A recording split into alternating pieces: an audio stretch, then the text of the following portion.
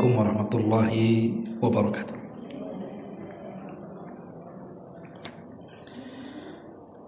Alhamdulillah wassalatu wassalamu ala Rasulillah wa ala alihi wa sahbihi wa mawalah wa la hawla wa la quwwata illa billahi wa ba'du. Kita lanjutkan kajian kita, masih membahas kitab Minhajul Muslim, dan kita masuk pada bab wudu, tentang hal-hal yang membatalkan wudu.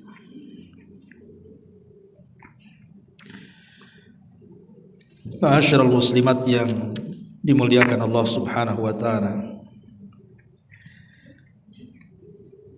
Di sini pengarang menyebutkan 7 perkara yang merupakan pembatal dari pembatal wudu. Apa saja dari pembatal wudu itu? Yang pertama, beliau menyebutkan adanya sesuatu yang keluar dari 2 lubang, kubul dan dubur, seperti air seni, madhi, wadi, kotoran atau kentut yang berbunyi ataupun yang tidak berbunyi. Semuanya itu disebut dengan hadas, dan yang dimaksudkan dalam sabda Nabi sallallahu alaihi wasallam, la yaqbalullahu salata ahadikum idza ahdatsa hatta yatawadda. Allah tidak akan menerima salat salah seorang di antara kalian jika dia berhadas sampai dia berwudu. Jadi yang pertama adalah al-khuruj minas sabilaini qalilan kana au kathiran tahiran kana au najisan. Sesuatu yang keluar dari 2 jalan, apakah yang keluarnya itu sedikit ataukah yang keluarnya banyak, ataukah yang keluarnya sesuatu yang suci ataukah sesuatu yang najis. Yang jelas keluar dari kubul dan dubur, maka batal wudunya.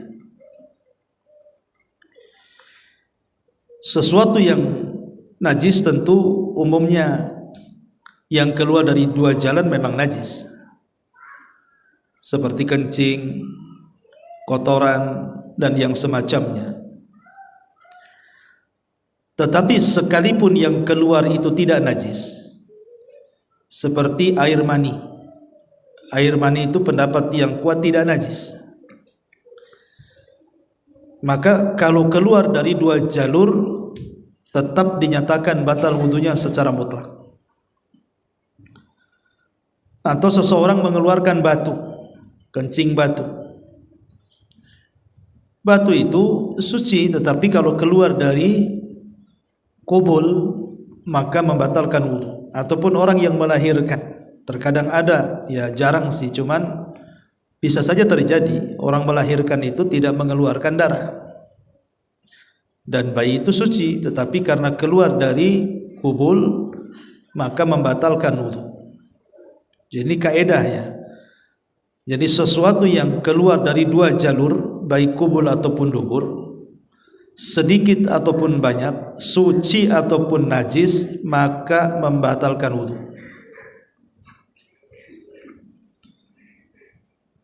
Orang kentut itu kan tidak najis, tetapi karena keluar dari dubur maka membatalkan wudu.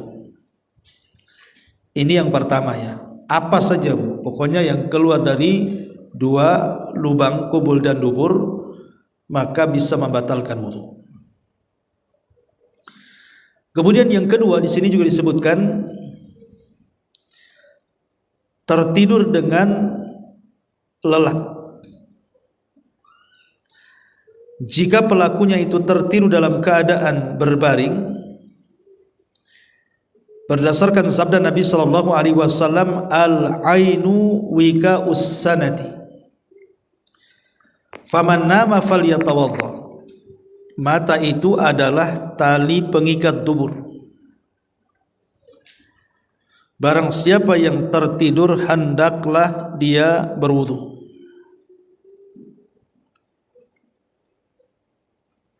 Jadi yang kedua yang merupakan pembatal wudu adalah tidur. Tidur itu membatalkan wudu. Cuman di sini pengarang mengatakan bahwa tidur yang membatalkan wudu itu dalam keadaan berbaring. Berarti kalau tidurnya tidak dalam posisi berbaring, umpamanya duduk, menurut pendapat pengarang tidak batal wudunya. Memang permasalahan apakah tidur itu membatalkan wudu ataukah tidak membatalkan wudu ini memang perselisihan yang panjang sekali. Ada yang mengatakan bahwa tidur itu membatalkan wudu secara mutlak dalam kondisi tidur apapun. Mau baring, mau duduk, mau nyandar, mau berdiri. Yang jelas dia tertidur, baik tidurnya banyak ataupun sedikit, maka pendapat yang pertama batal wudunya. Dan ini pendapat Al-Hasan Al-Basri, kemudian juga pendapat Ishaq berdasarkan hadis Safwan ibn Asal radhiyallahu an yang disebutkan bahwa karena Rasulullah sallallahu tidak melepas sepatu-sepatu kami selama 3 hari kecuali karena junub. Tetapi kalau hanya sekedar berak, kencing ataupun tidur, maka tidak perlu melepas sepatu, cukup berwudu saja. Dari hadis ini menunjukkan bahwa wudu itu tidur itu pembatal wudu. Dan di sini umum, dalam kondisi apapun, sedikit ataupun banyak, maka tidur itu membatalkan wudu. Tetapi pendapat yang lain, pendapat yang kedua, tidur itu justru tidak membatalkan secara mutlak. Ini kebalikan justru ya. Kalau yang tadi mutlak batal, ini pendapat yang kedua pula tidak batal secara mutlak.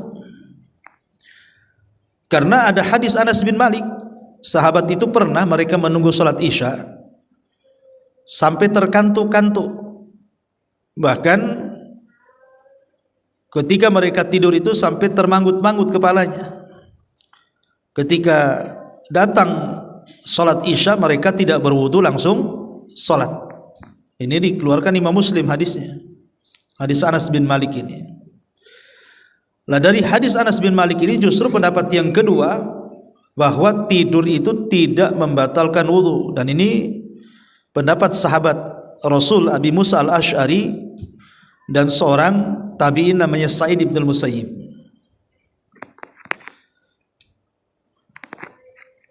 Kemudian pendapat yang ketiga, kalau seandainya kondisi tidurnya dia terduduk, jadi pantatnya itu melabuh ke bumi, maka tidak batal wudunya.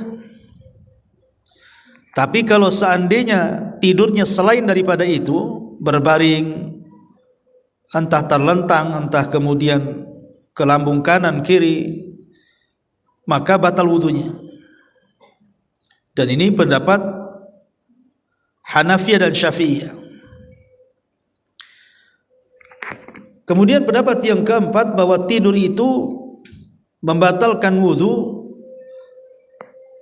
kecuali kalau tidurnya sebentar.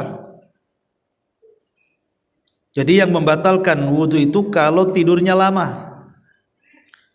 Kalau hanya tidurnya sebentar, siat-siut saja bahasa kitanya, maka tidak membatalkan wudu. Dan banyak lagi pendapat-pendapat para ulama mengatakan bahwa tidur itu ada yang membatalkan wudu, ada yang tidak membatalkan wudu, ada yang membatalkan wudu dalam kondisi tertentu, dan begitu seterusnya. Tetapi para ulama kemudian mereka mengatakan bahwa tidur yang membatalkan wudu itu adalah tidur yang lelap. Jadi tidurnya lelap. Kalau tidurnya tidak lelap, umpamanya ibu sedang tertidur, kemudian handphone bunyi, ibu langsung bangun. Artinya kan ibu tidak lelap karena paham di sekitarnya. Maka kalau seandainya tidak lelap, maka tidak membatalkan wudu. Jadi kalau seandainya tidurnya tidak lelap, tidak membatalkan wudu. Jadi yang membatalkan wudu itu kalau terlelap, tidak paham di sekitarnya. Mau sebentar, mau lama, yang jelas dia tidak tahu di sekitarnya, maka batal wudunya. Maka batal wudunya. Dan inilah pendapat yang dikuatkan oleh Syekhul Islam Ibn Taimiyah rahimahullahu taala, dan yang dipilih oleh Syekh bin Baz, Syekh Utsaimin, Lajnah Daimah, dan wallahu alam ini yang sahih. Wallahu alam. Jadi definisi tidur membatalkan wudu itu antara lelap dan tidak lelapnya, bukan dalam kondisi duduk ataukah berbaringnya. Jadi kalau seandainya ibu hanya tidur sebentar, kemudian masih mendengar di sekitarnya, masih tergugah kalau ada bunyi-bunyi di sekitarnya, berarti tidak lelap tuh. Lah yang seperti ini tidak batal wudunya.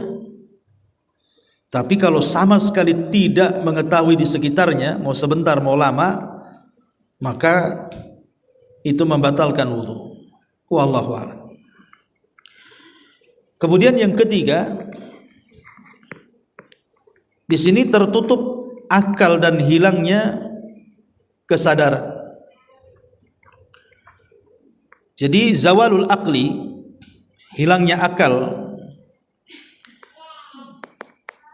entah karena pingsan disebutkan di sini, entah karena mabok, entah karena gila. Maka zawalul aqli, hilangnya akal karena pingsan, karena tidur dan yang semacamnya, maka menurut pengarang di sini batal wudunya. Batal wudunya. Kemudian beliau mengatakan karena saat akal itu tertutup, niscaya seseorang tidak akan mengetahui apakah wudunya itu batal dengan keluarnya kentut misalnya atau tidak. Jadi itu disebut madinatu al-hadath nama ibunya. Jadi diduga ketika hilang akal itu dia mengeluarkan sesuatu, entah itu kentut dan begitu seterusnya. Karena ada satu kisah, jadi ada seorang ulama namanya Ishaq ibn Rahawayh. Ishaq ibn Rahawayh. Ishaq ibn Rahawayh ini kan salah satu ulama Syafi'i yang berpendapat bahwa orang yang tidur duduk itu tidak batal wudunya. Itu pada awal pendapatnya. Jadi satu hari dia ke masjid, kemudian di samping dia itu ada orang yang tertidur sambil duduk. Tiba-tiba kemudian dia mengeluarkan suara. Lah orang yang tidur sambil duduk ini tidak tahu kalau dia mengeluarkan suara kentut. Kemudian setelah datang waktu sholat, tiba-tiba kemudian orang ini langsung sholat. Jadi ditegur oleh Ishaq ibn Rahawayh ini, yang di zamannya menjadi Syekhul Islam. Dia mengatakan, tawadda ya fulan, wudu engkau wahai fulan, karena tadi waktu kau tidur duduk itu kau mengeluarkan suara. Tiba-tiba kemudian orang ini marah kepada Imam Ishaq dan mengatakan, engkau yang bersuara bukan aku, katanya. Aku tidur dalam posisi duduk. Jadi orang ini tidak wudu lagi, langsung sholat. Lah sejak itulah maka Ishaq ibn Rahawayh berpendapat bahwa orang yang tidak sadar ini, dia tidak tahu kalau dia kentut atau tidak kentut. makanya dia meninggalkan pendapatnya. Itulah orang yang hilang akal itu kan tidak tahu, Bu. Inilah penyebabnya kenapa orang hilang akal itu bisa membatalkan wudu. Ya karena memang dia nggak sadar gitu ya. Entah karena pingsan, entah karena mabuk, entah karena gila, entah karena tidur, entah karena pingsan dan yang semacamnya. Ini yang ketiga. Kemudian yang keempat, lamsu az-zakari, memegang kemaluan ya, masul qubul awid dubur bil yad biduni hailin, memegang kemaluan dengan bagian dalam telapak tangan serta jari-jari tangan tanpa ada penghalang. Berdasarkan sabda Nabi sallallahu alaihi wasallam, man massa dzakarahu fala yusalli hatta yatawadda. Barang siapa yang memegang kemaluannya, hendaklah dia tidak salat sehingga dia berwudu. Dalam riwayat, man massa farjahu falyatawadda. Barang siapa yang memegang kemaluannya maka dia berwudu. Soal memegang kemaluan ini pun ulama yang masyhur itu terbagi menjadi 3 pendapat. Kalau pendapatnya Imam Syafi'i, maka memegang kemaluan itu maksudnya tanpa penghalang ya Bu ya, maka batal secara mutlak. Apakah ketika dia memegangnya syahwat ataupun tidak syahwat, ataukah dia memegang kemaluannya sendiri atau kemaluan orang lain. Seperti mamanya ibu memandikan mayat untuk membersihkan kemaluan si mayat, kan kemaluan orang namanya kan, atau menceboki anak-anak kan gitu, atau memegang kemaluan suaminya.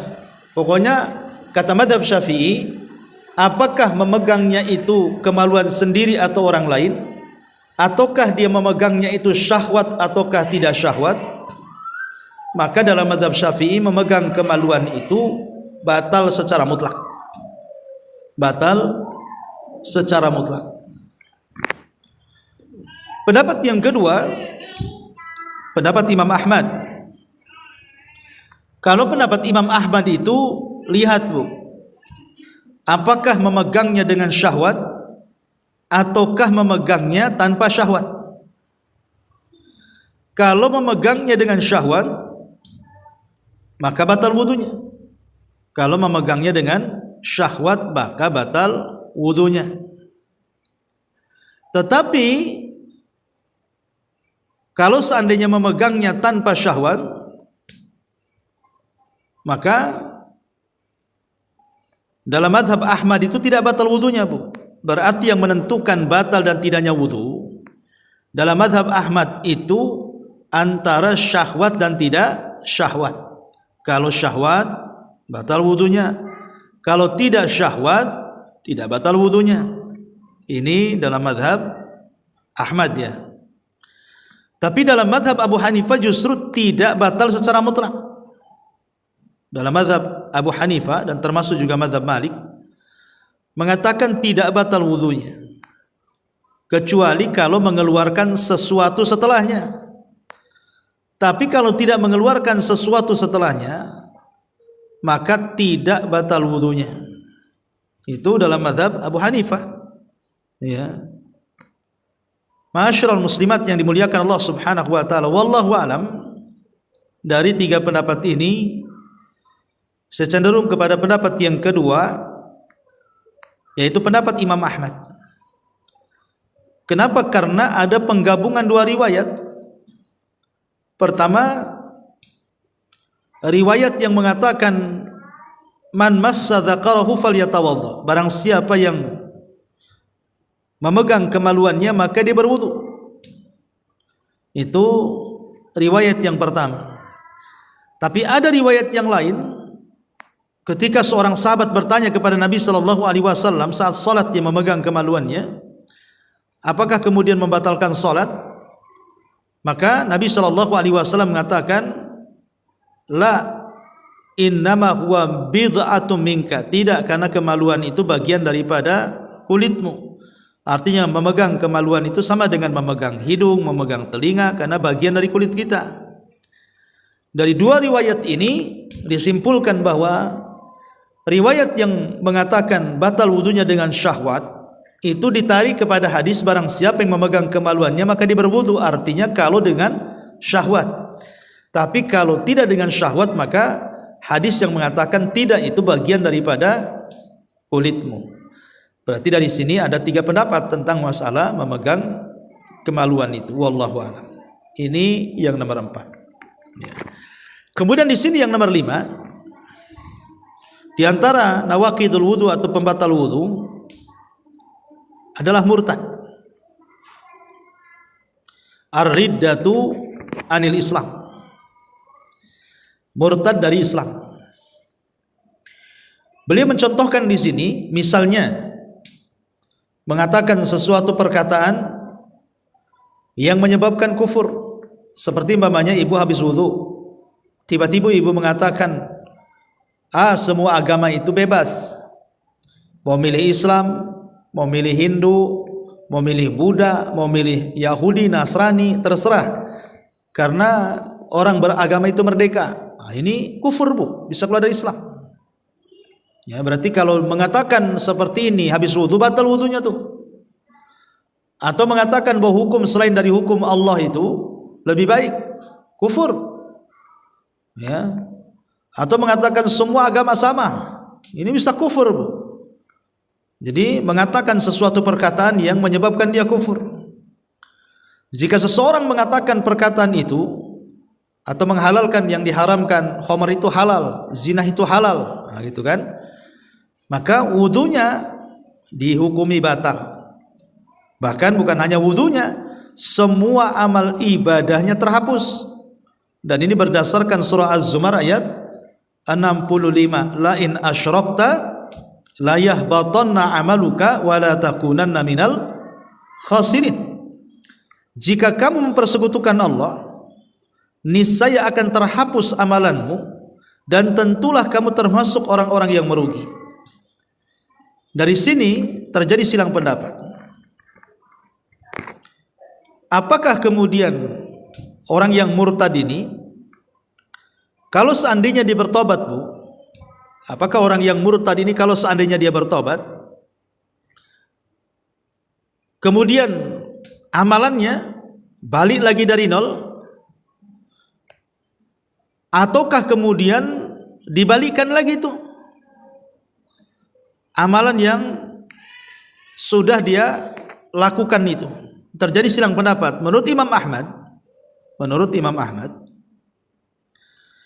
maka kalau seandainya seseorang kemudian dia bertobat setelah kekufuran, jadi orang yang murtad kemudian tobat, kemudian dia beramal soleh, berarti amal solehnya mulai dari nol.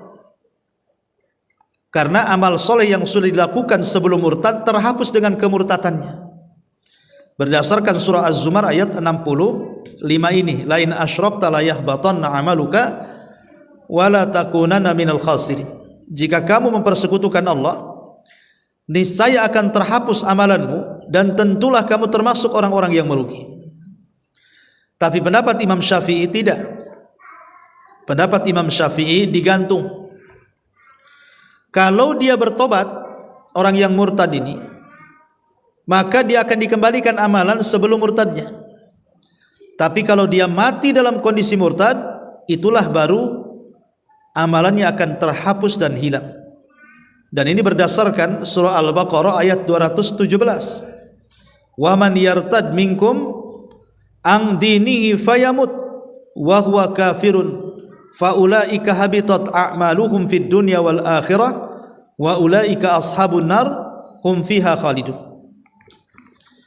Kata Al-Quran mengatakan seandainya mereka murtad dari agamanya lalu dia mati dalam keadaan kafir, maka mereka itulah yang sia-sia amalannya di dunia dan di akhirat, dan mereka itulah penghuni neraka, mereka kekal di dalamnya. Dalam ayat surah Al-Baqarah 217 ini ada kalimat fayamut wa huwa kafir. Jadi barang siapa yang murtad di antara kamu dari agamanya lalu dia mati dalam kondisi kafir, maka mereka itulah yang sia-sia amalannya. Artinya mafhum kebalikannya, kalau mereka tidak kafir, mereka balik ke dalam Islam, maka mereka tidak akan sia-sia amalannya. Dari sini dalam mazhab Syafi'i mengatakan orang yang murtad kemudian balik ke Islam, maka pahalanya akan dikembalikan. Tapi dalam mazhab Ahmad justru pahalanya lenyap dan kembali ke awal. Tapi yang jelas bahwa dengan adanya perselisihan ini, maka takutlah orang-orang yang murtad kalau seandainya amal usahanya kemudian dihapuskan oleh Allah Subhanahu wa taala. Na'udzubillah. Ini yang kelima yang membatalkan wudu adalah murtad. Kemudian yang keenam, memakan daging unta. Berdasarkan pertanyaan seseorang kepada Nabi sallallahu alaihi wasallam, ana tawaddau min luhumil ghanami? Qala in syi'ta. Qala ana tawaddau min luhumil ibili? Qala na'am. Apakah kami harus berwudu wahai Rasul karena makan daging domba? Maka Nabi sallallahu alaihi wasallam mengatakan, kalau engkau mau berwudu ya silahkan. Kemudian sahabat bertanya lagi, apakah kami harus berwudu dari memakan daging unta? Maka Nabi sallallahu alaihi wasallam mengatakan, ya, berwudu. Ya. Kemudian kata pengarang di sini, akan tetapi mayoritas sahabat tidak berpendapat harusnya berwudu sehabis memakan daging unta, karena hadis yang memerintahkan sudah dimansuh dibatalkan ketentuan hukumnya. Juga mayoritas sahabat tidak berwudu setelah memakan daging unta, termasuk Khulafaur Rasyidin yang keempat. Jadi ada yang berpendapat, kata pengarang di sini, maksudnya hadis ini sudah dimansuh sehingga para sahabat mereka tidak berwudu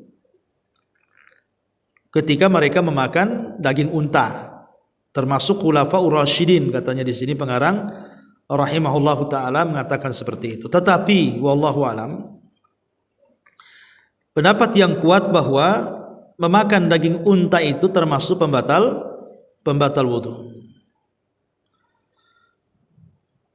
Karena Nabi SAW jelas ditanya di sini, apakah kami memakan daging unta harus berwudu? Maka Rasul mengatakan, tawadhda'u minha, berwudulah kalian dari memakan daging itu. Ada yang kemudian mencari-cari alasan, kenapa kemudian memakan daging unta diharuskan berwudu? Kenapa pula kemudian memakan daging kambing tidak harus berwudu? Jadi ada yang mencari-cari hikmah, karena unta itu diciptakan tabiatnya dari setan. Jadi unta itu diciptakan tabiatnya dari syaitan, sementara kambing itu tidak. Jadi unta itu memiliki tabiat setan. Dikhawatirkan orang yang memakan daging unta ini dia mewarisi kekuatan setan, makanya disyariatkan berwudu untuk menghilangkan kekuatan setan itu. Itu yang mencari-cari alasannya. Kenapa? Karena ada hadis Bara bin Azib radhiyallahu an, Rasul melarang tidak boleh salat di tempat unta. Kata Rasul, la tusallu fi mabarikil ibili fa innaha minasyayatin. Jangan kalian salat di tempat istirahatnya unta, karena sesungguhnya unta itu dari setan. Maksudnya tabiatnya diciptakan dari setan. Itu yang kenapa kemudian Nabi Shallallahu Alaihi Wasallam memerintahkan kita berwudu setelah memakan daging unta, karena unta itu tabiatnya dari setan. Yang kedua, karena daging unta itu dia memiliki pengaruh yang cukup dahsyat kepada tingginya tekanan darah. Sehingga kalau orang habis makan daging unta itu mudah marah, Bu, karena tekanan darahnya naik. Makanya kemudian wudu ini mendinginkannya supaya menurunkan tekanannya. Tapi yang jelas bahwa kata Syekh Utsaimin rahimahullahu taala, apakah hikmahnya ini diketahui atau tidak? Maka yang jelas Nabi sallallahu alaihi wasallam memerintahkan kita untuk berwudu selepas makan daging unta, ya sudah berwudu. Ini kan yang mencari-cari hikmahnya ya. Kenapa kok kalau daging kambing tak wudu, daging unta kok wudu? Itu saja sih. Sekalipun tidak diketahui apa hikmah ataupun faedahnya, maka kewajiban kita, kata Syekh Utsaimin, adalah fa'alaina at-taslim wal inqiyad. Kita wajib taslim, menerima apa adanya dan tunduk dengan syariat yang diperintahkan Nabi sallallahu alaihi wasallam. Ini yang keenam. Kemudian yang kelima, di sini menyentuh wanita disertai syahwat. Karena menginginkan syahwat itu sama seperti adanya syahwat, yang bisa membatalkan wudu dengan dalil bahwa seseorang yang menyentuh kemaluan diperintahkan berwudu karena menyentuh kemaluan dapat membangkitkan syahwat. Dalam kitab Al-Muwatta terdapat sebuah riwayat yang menjelaskan bahwa Ibnu Umar radhiyallahu an berkata, "Qublatur rajuli imra'atahu wa jassuha biyadihi minal mulamasati faman qabbala imra'atahu aw jassaha fa alaihi alwudu." Kata Ibnu Umar, seorang suami yang mencium dan meraba-raba istrinya adalah bagian dari mencumbu. Maka barang siapa yang mencium dan meraba-raba istrinya, hendaklah dia berwudu. Jadi bersentuhan laki-laki dengan perempuan ini memang menjadi khilaf ulama, ya kan? Apakah kemudian memegang ataupun menyentuh kulit istri ataupun mungkin mahramnya itu membatalkan wudu atau tidak? Memang ini menjadi polemik para ulama, Bu, ya. Jadi ada yang mengatakan bahwa bersentuhan kulit antara laki-laki dan perempuan, ibu dengan suami atau suami dengan ibu, pendapat yang pertama tidak batal secara mutlak. Tidak batal secara mutlak. Walaupun ada syahwat. Walaupun ada syahwat. Ya, kecuali kalau dia mengeluarkan sesuatu dari kubul dan duburnya, lain kan itu. Tapi kan tidak mengeluarkan sesuatu walaupun dengan syahwat, maka tidak batal wudunya secara mutlak. Ini mazhab Hanafi dan juga satu riwayat daripada mazhab Hambali. Dan ini pula yang dipilih oleh Al-Imam As-San'ani, Syekh bin Baz, Syekh Albani, Syekh Ibnu Utsaimin dan yang lainnya, mengatakan bahwa memegang atau bersentuhan kulit laki-laki dan perempuan itu tidak batal secara mutlak. Dalilnya, pertama hadis Urwah dari Aisyah radhiyallahu anha, di mana Nabi sallallahu alaihi wasallam pernah mencium istri-istrinya, kemudian keluar salat dan tidak berwudu. Ya. Menunjukkan bahwa kalau memang mencium, itu kan bersentuhan namanya mencium kan, Bu. Itu membatalkan wudu, tentu Rasul akan berwudu, tapi Rasul langsung sholat dan tidak berwudu. Ini satu riwayat. Kemudian riwayat yang kedua, riwayat Aisyah juga, di mana dia mengatakan, aku pernah tidur di samping Nabi SAW, sementara kedua kaki Rasul itu menjulur ke kiblat. Kemudian Aisyah tersentuh kakinya, Rasul sedang sholat, tangan Aisyah itu tersentuh dengan kaki Rasul ketika sholat itu. Dan Rasul tidak membatalkan sholatnya. Kalau memang menyentuh kulit laki-laki dan perempuan itu batal sholatnya, tentu Rasul akan batalkan sholatnya kan, Bu. Menunjukkan tidak batal wudunya. Ya. Kemudian juga hadis yang ketiga, Aisyah juga pernah kehilangan Rasul. Kemudian diraba-raba gitu kan. Rupanya dia terkena sentuhan kedua kaki Nabi Shallallahu Alaihi Wasallam, dan Nabi SAW langsung sholat subuh dan tidak berwudu. Artinya Nabi tidak membatalkan wudunya. Ya, ini juga dalil bahwa memegang atau bersentuhan laki-laki dan perempuan itu tidak batal wudunya. Tetapi dalam mazhab yang lain, bahwa memegang ataupun bersentuhan laki-laki dan perempuan itu batal wudunya, seperti yang disebutkan oleh pengarang di sini. Ini pendapat pengarang yang kita baca, ini batal wudunya karena memang dalam mazhab Syafi'i memang batal wudunya, wallahu a'lam. Tapi pendapat yang kuat saya pribadi tidak batal wudunya. Taib, inilah 7 pembatal-pembatal wudu yang disebutkan pengarang. Kemudian di sini ada faktor penyebab dianjurkannya berwudu. Apa saja? Tempat-tempat ataupun perbuatan-perbuatan yang disunahkan berwudu di sini. Pertama di sini, orang yang berpenyakit hadas, yakni seseorang yang pada kebanyakan waktunya tidak berhenti di sini buang kotoran dan mengeluarkan kentut bagi seseorang yang menderita hal tersebut.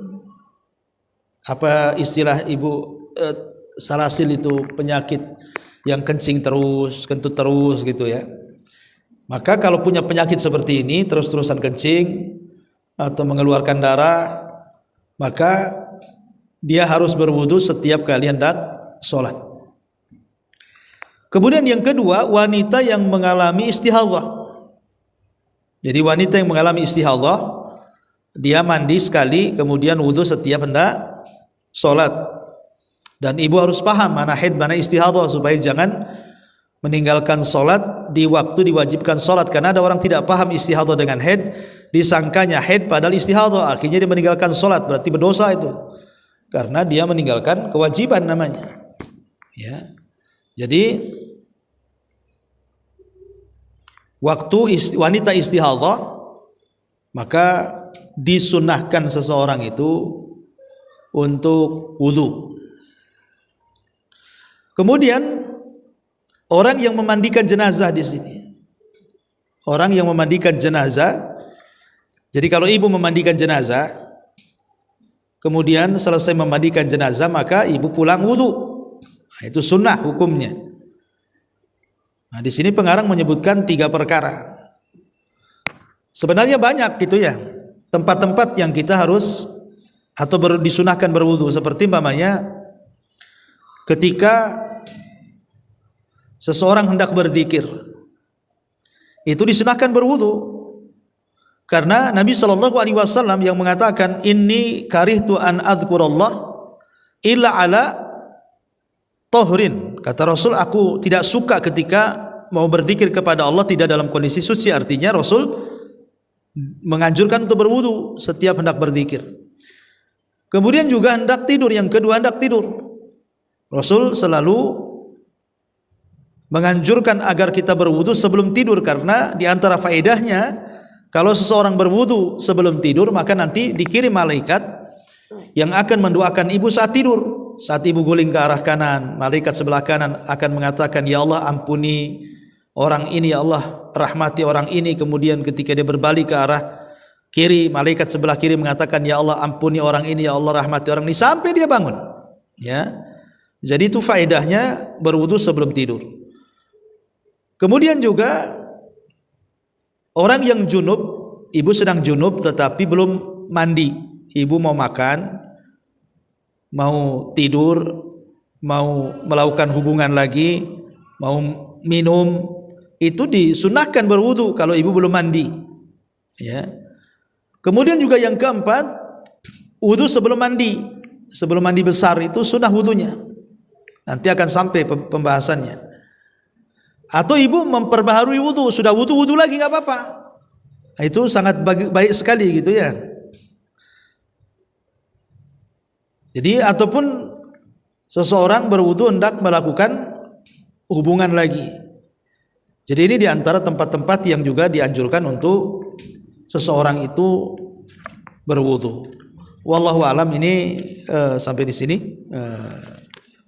materi tentang pembatal wudu dan tempat-tempat yang disyariatkan untuk berwudu. Insyaallah kita nanti sampai kepada pasal keempat, masalah mandi. Taib, sampai di sini. Kalau ada yang bertanya silakan.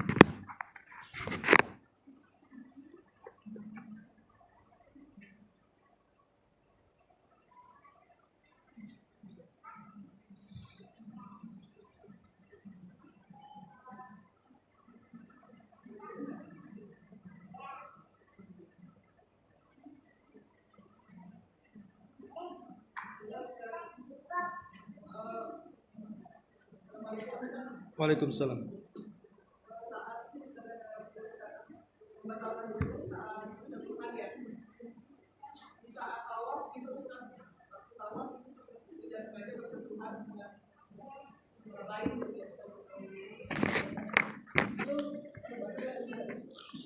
Ya, alhamdulillah. Tadi saya katakan bahwa bersentuhan kulit dengan lain jenis itu tidak membatalkan wudu. Itu pendapat yang kuat yang menurut saya mengikuti pendapat Hambali. Tapi dalam mazhab Syafi'i mengatakan batal wudunya. Tetapi ya kalau bagi yang berpendapat tidak batal wudunya sih tidak ada masalah kan. Cuman kan masalahnya menyentuh kulit yang bukan mahram kan berdosa. Tapi tidak semua yang berdosa membatalkan wudu kan. Tapi kondisi di Mekah itu kan darurat. Ya, sebab kalau seandainya seseorang menghindari untuk tidak bersentuhan itu agak sulit sekali waktu tawaf. Waktu tawaf itu sangat sulit sekali lah, kecuali tidak ramai, tapi kan ramai terus, apalagi dalam kondisi-kondisi yang seseorang itu sedang ramai-ramainya susah keluar. Apalagi tempat wudu juga jauh. Wallahu alam, ad-daruratu tubihul mahdurat. Sesuatu yang darurat itu membolehkan sesuatu yang dilarang. Tapi kalau ibu madhabnya Hambali tidak ada masalah. Yang jadi masalah itu kalau ibu madhab Syafi'i, ngikut pendapat madhab Syafi'i itu mungkin dibawa kepada darurat. Tapi kalau ibu dalam madhab Hambali, ya walaupun tidak darurat bersentuhan itu tidak batal. Tapi kepada yang bukan mahram ya berdosa gitu saja. Tapi kan kita bukan cerita dosa atau tidaknya, kita cerita batal enggaknya. Ya, pendapat yang kuat wallahu alam tidak batal. Selama tidak mengeluarkan sesuatu dari kubul dan dubur. Kalaupun syahwat tidak sampai mengeluarkan tidak batal. Itu pendapat Hambali. Wallahu a'lam.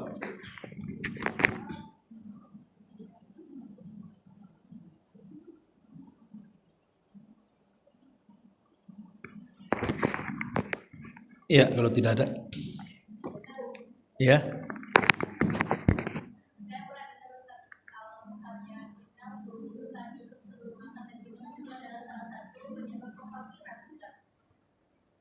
Gimana? Makan dan minum dalam kondisi junub itu katanya menjadi kefakiran.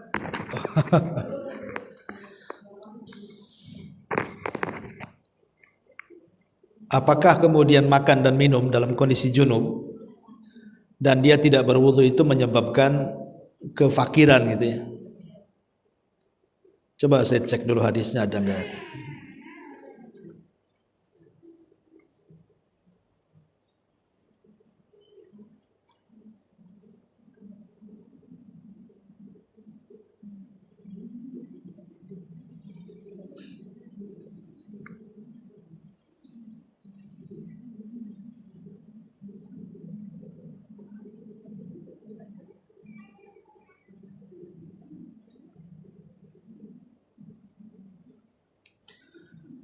Ya, di sini ada hadis Nabi sallallahu alaihi wasallam mengatakan al-aqlu 'alal janabati yurithul faqra. Makan kepada orang yang junub tanpa berwudu tentunya itu akan mewarisi kefakiran. Tetapi kata para ulama mengatakan bahwa hadis ini laisa bi sahihin. Hadis ini tidak sahih. Jadi ingat, hadis ini tidak sahih. Jadi tidak perlu kemudian takut ya, karena Syekh bin Baz rahimahullahu taala ketika ditanya masalah ini beliau mengatakan la haraja fi dzalika, la haraja fi dzalika, tidak mengapa soal itu, tidak mengapa soal itu. Artinya beliau melemahkan hadisnya, artinya tidak ada hadisnya yang mengatakan seperti itu, tidak sahih hadisnya, sehingga tidak perlu ditakutkan. Wallahu a'lam. Taib sampai di sini, subhanakallahumma bihamdika asyhadu an la ilaha illa anta astaghfiruka wa atubu ilaik.